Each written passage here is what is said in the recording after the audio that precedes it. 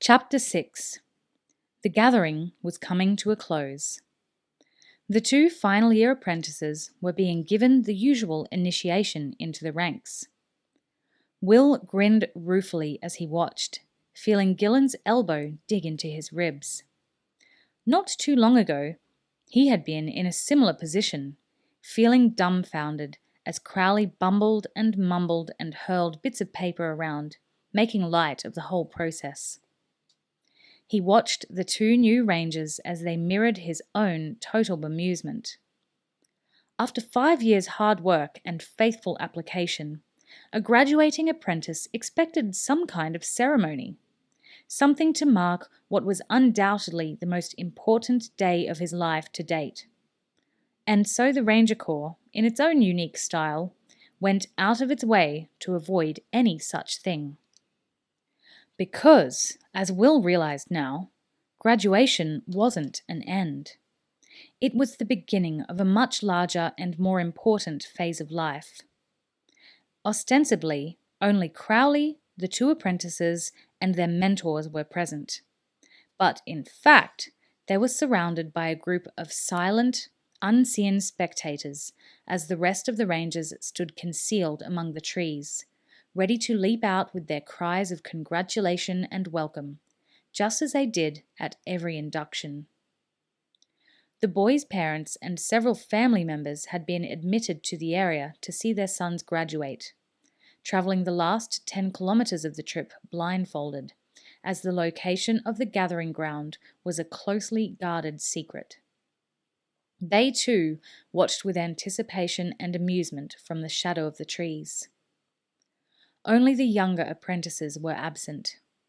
It was a strict rule that nobody would ever tell an apprentice what lay in store for him at his graduation, and so 3 of the Corps' older rangers had taken the 1st and 3rd year apprentices — there were no 2nd or 4th year trainees this gathering — to a site well away from the gathering ground for a final series of lecturers. They would return in time for the feast that followed the inductions. Crowley was coming to the end of his usual masterful performance.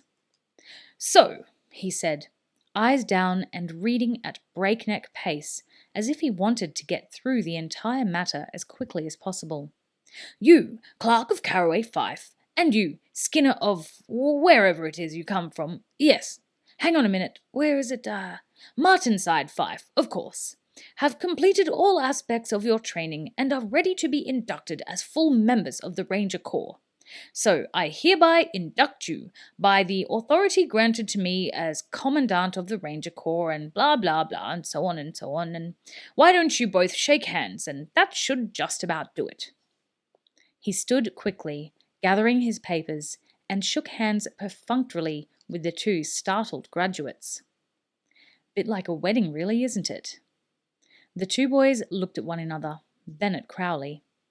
He seemed to notice their bewilderment for the first time, and hesitated, looking at them with a puzzled expression. "Was there something else? Did I miss something?" He scratched his head and did a quick review of events. Will couldn't help grinning as enlightenment seemed to dawn on the Ranger Commandant. "Oh, of course! You'll want your silver gewgaws, won't you?" Crowley beckoned to Skinner and Clark's 2 mentors, who stepped forward with the tiny glittering objects that every ranger held dear. "Well, might as well hand them over," he said casually. Then, as the 2 rangers went to hang the silver oak leaf amulets round the necks of their former apprentices, the other rangers stepped out into the clearing, throwing back the cloaks that had concealed them, and surrounded the little group. "Congratulations!" The massive roar went up through the trees, waking the birds who were roosting among the branches, frightening them into a chorus that echoed the roar of approval. As the rangers surged forward to congratulate their newest members, pounding their backs, laughing and shaking their hands, Will saw the 2 surprised faces transformed as Clark and Skinner realized they had been the victims of a giant practical joke. He also saw the quick tears of pleasure and pride that sprang to their eyes as they realized that now they were fully fledged members of this elite group. He felt his own eyes sting slightly in memory of his moment of realization. Then he stepped forward to take his own turn at welcoming the new members. Congratulations. It's been a long 5 years, hasn't it? Skinner was currently being hugged by his tearful mother, a rather massively built woman who dwarfed her slim, dark-haired son. I'm so proud of you, so proud. If only your father could be here, she was saying. Skinner managed to extricate himself from her bear hug long enough to shake Will's hand. There, mother, he said. It's all right. Then to Will he admitted, Sometimes I thought I'd never make it. Will nodded. Particularly over the last few months? He asked, and Skinner's eyes widened in surprise. How did you know that? We all feel that way at the end, Will told him. You realize what a big task lies in front of you. You mean you felt that way too? Skinner said in disbelief. Skinner found it difficult to believe that a legend like Will Treaty could ever feel self-doubt. Will grinned easily. I was terrified, he admitted. But trust your training. When you get your assignment, you'll find you know a lot more than you think. He left Skinner engulfed by a further explosion of motherly pride and moved on to Clark, who was surrounded by a small group consisting of his parents, his brother, and his mentor. After offering his congratulations, Will asked, Any idea where you'll be assigned yet? Clark shook his head. Will could see the sudden uncertainty in his eyes as he registered the fact that he would be moving away from the protective wings of his mentor and striking out in his own fief. It'll be somewhere nice and peaceful, I'm sure. Andros, his mentor, said reassuringly, We don't usually throw new rangers in at the deep end. You'll be fine, Will told him. Clark grinned. Anywhere would be peaceful without Andros's snoring, he said. Andros raised his eyebrows and looked sidelong at the younger man. Is that so?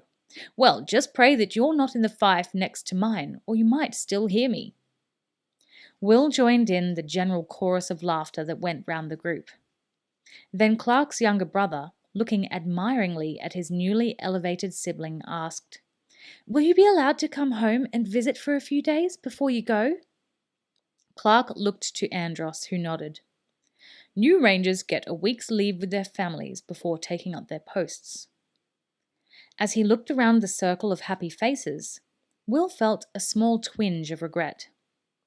There had been no happy, admiring family to wish him well when he graduated, he thought. Then he shook the small moment of melancholy away. There'd been Halt, he thought, and Halt was family enough for anyone. Crowley was shoving his way through the crowd now to put an arm around the shoulders of each of the new apprentices. Why are we all standing here talking? He cried. Let's eat. The meal was a simple one, but none the less delicious for that. A venison haunch had been turning on a spit over a bed of glowing coals for some hours, the juices and fat spluttering into the fire and raising sudden bursts of flame, filling the clearing with the succulent smell of roasting meat. Two of the rangers now carved it expertly, placing slices of the juice-laden meat on platters with a fresh green salad tossed with a tangy vinegar and oil dressing. Mounds of fresh fruit were placed along the long table for dessert. After the meal, the rangers sat back as jugs of steaming hot coffee were set out. Will grinned at Gillen across the table as the tall ranger reached for a honey pot a few spaces down the table. Don't take it all, he warned.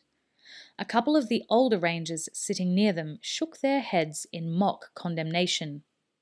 I see Halt still passing on his bad habits, said one. Crowley announced that the entertainment was about to begin, and Berrigan, a former ranger who had lost a leg in battle, and now travelled the country as a minstrel, and an undercover agent for the Corps, stepped forward with his guitarra.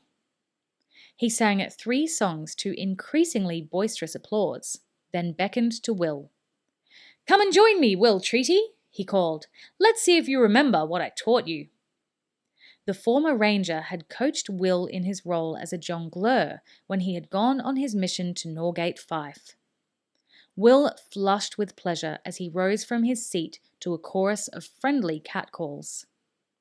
He made his way to the cleared space at the head of the table where Berrigan was performing.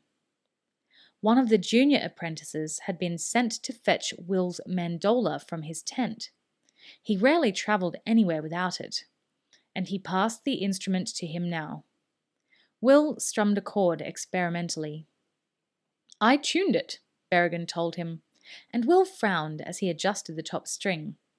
"So I see," he replied, straight-faced, and a ripple of amusement went through the audience. Berrigan nodded appreciation of the jibe. "What shall we start with?" he demanded. But Will was ready for that. It was the first trick of the trade Berrigan had taught him. A professional entertainer is always ready with a song, he had told him. Hesitation marks you as an amateur.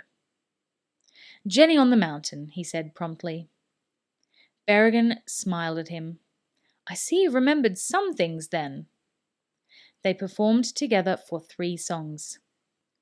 Will had a pleasant voice, and Berrigan slipped effortlessly into a harmony as the younger man sang the melody. Will had to admit that they sounded pretty good together, but after the 3rd song, he laid the mandola down. "You also taught me not to overstay my welcome," he said, and he took his seat to a round of appreciative applause, content to watch the master performer for the rest of the evening. He rejoined Berrigan for the final song.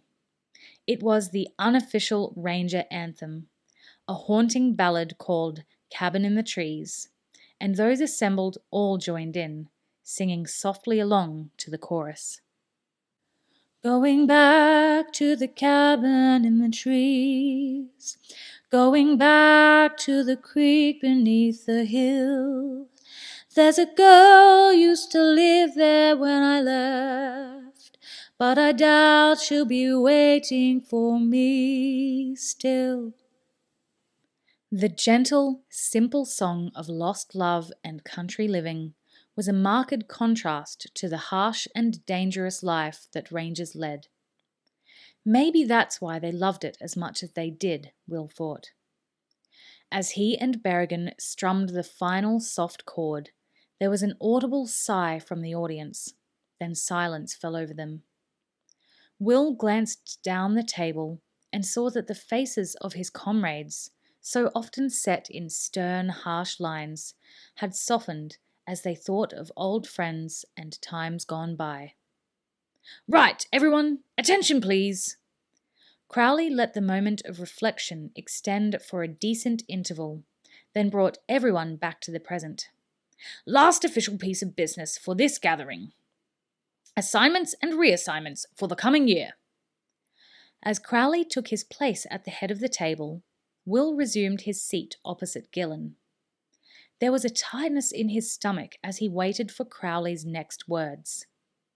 He'd been assigned to the sleepy backwater of Seacliff Fife for long enough, he felt. Perhaps it was time for something more challenging. "As some of you know already," Crowley began, "Alan has decided to retire." Alan was the ranger of Whitby Fife. Now he would move to Castle Araluen, as was the custom for retired rangers, where he would assist with administrative tasks, taking some of the paperwork burden from Crowley's shoulders. He was a popular figure, and there was a round of warm applause as he stepped forward to receive his gold oak leaf, symbol of a retired ranger, from Crowley. There was also a scroll of commendation from King Duncan, thanking Alan for his many years of loyal service to the Crown. "I'll think of you all," Alan said, smiling around the circle of familiar faces. "I'll think of you when I'm tucked up in a warm bed at Castle Araluen, and you're all out sleeping in muddy ditches and draughty barns." A chorus of cheerful abuse met this sally, and his smile widened. Yet Will could see a hint of wistfulness behind the smile.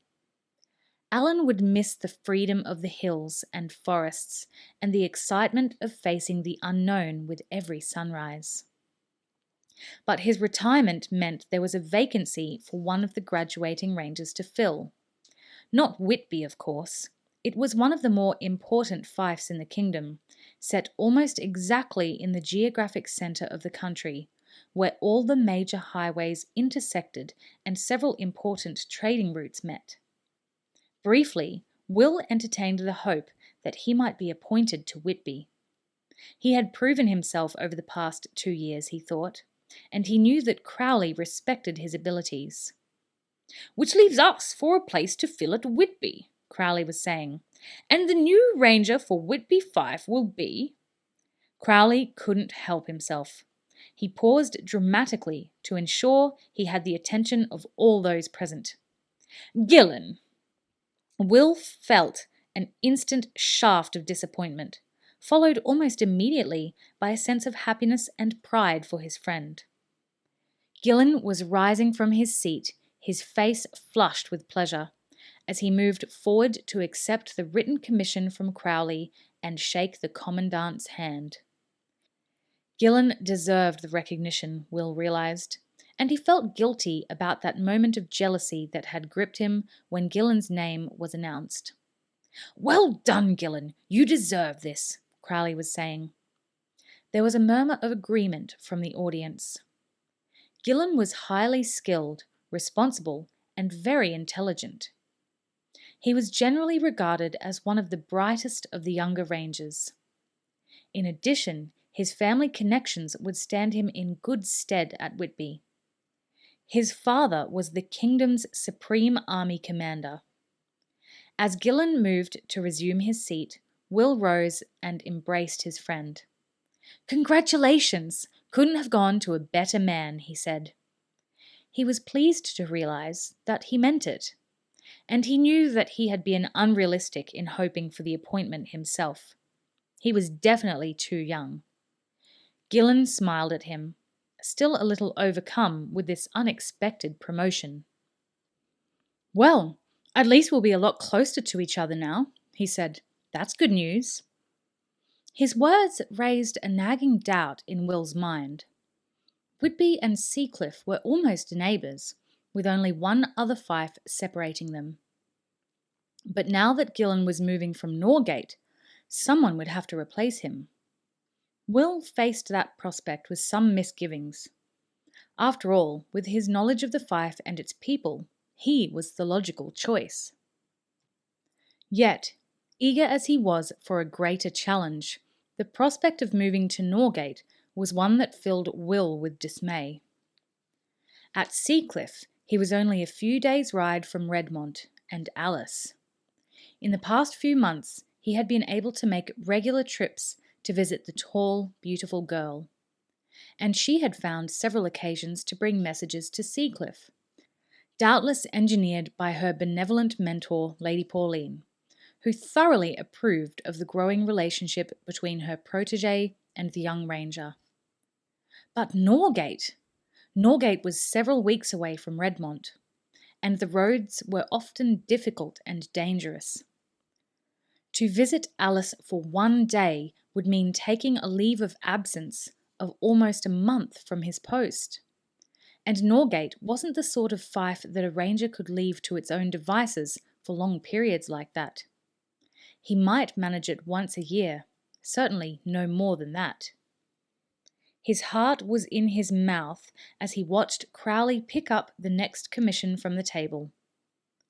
"Norgate Fife will be the new posting for one of our most respected rangers." Again he paused for dramatic effect. Will could have cheerfully leapt up and throttled him. "Get on with it," he wanted to yell. But he forced himself to continue to breathe deeply, to relax. "Harrison!" Crowley announced, and Will felt an enormous tide of relief sweep over him. Harrison was in his late 30s. Dependable and trustworthy rather than brilliant, he had been badly injured in a battle with Iberian pirates some years previously, and appointed to the small, sleepy fief of Coaldale while he recuperated. Now fully recovered, he was an ideal choice for Norgate. "Time we put you back to work, Harrison," Crowley said. "I'll be glad of the chance, Crowley," the short, powerfully built ranger replied. Will nodded to himself. Norgate could use a steady, dependable hand on the reins. And Harrison could cope well with the Baron and his battlemaster, both of whom were inclined to be a little pompous at times. The final appointment was to replace Harrison at Coaldale, and that commission went to the new graduate, Skinner. He flushed with pride as he received his commission scroll from Crowley. The Commandant then turned to the other graduate, Clark. "Clark, I'm afraid there are no other vacancies at the moment. It was a tough choice between you and Skinner, but his assessment marks shaded yours just a little. I'm sure that one of the old fogies out there—" He swept his arm around the assembled rangers, and there was a ripple of laughter. "Will be retiring within the next 6 months or so, once Alan tells them about the advantages of a warm bed. Then you'll have your appointment. In the meantime, you'll move to Castle Araluen and work as my personal assistant. How's that?" Clark nodded his thanks. Crowley's duties as commandant sometimes conflicted with his work as a ranger of Araluen Fief. Clark could fill in for him as acting ranger in his absences. It was a good solution to the problem. The boy would gain experience in the field, and Crowley could shed some of his workload. Crowley folded up the sheets of notes he had been using for reference. "And that just about winds us up. There are no assignments to discuss. It's been a good gathering, and I thank you all for your efforts. Now, let's have a glass of wine and call it a night." As the assembled rangers broke up and moved off, forming smaller groups, Will sat quietly for a few moments. He was relieved that he hadn't been sent to Norgate, but he couldn't help feeling a little disappointed at being overlooked. He knew Crowley didn't move people around merely for the sake of it. A ranger formed a special bond with the fief he was assigned to. But still, very little happened in Seacliff these days. He shook himself irritably. "You worry they'll send you to Norgate, and then when they don't, you feel slighted," he thought to himself. And he was honest enough to grin at his contrariness. He felt a hand on his arm and turned to find Crowley beside him. "Give me a minute, please, Will," Crowley said. "There's something we need to discuss."